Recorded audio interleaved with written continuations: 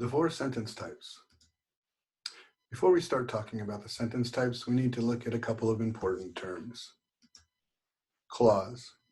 A clause is a group of words that includes a subject and a verb.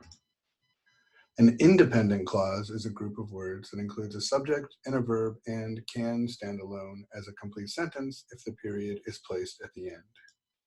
For example, the dog barked at the bird in the corner of the yard is a group of words with a subject, dog, and a verb, barked. This is an independent clause. If you add a period at the end of the independent clause, it becomes a sentence. The dog barked at the bird in the corner of the yard, period. Dependent clause is a group of words that includes a subject and a verb, but cannot stand alone as a complete sentence if a period is placed at the end because it includes a relative pronoun or subordinating conjunction. If you add a subordinating conjunction like when or because to a clause, it becomes a dependent clause. When the dog barked at the bird in the corner of the yard, because the dog barked at the bird in the corner of the yard. If you add a period to a dependent clause that is by itself, it will create the sentence error called a fragment because it creates an incomplete thought. Because the dog barked at the bird in the corner of the yard, period. This is a fragment because it leaves the reader asking what happened because of the dog barking. The word dependent comes from the French word pendant, which means hanging, and the prefix de meaning down. In other words, dependent means hanging down.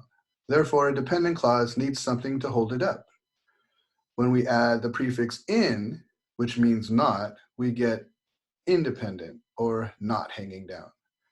I like to think of the piece of jewelry we call a pendant.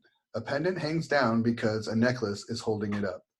The necklace is the independent clause and the pendant is the dependent clause. The four sentence types employ a combination of independent clauses and dependent clauses.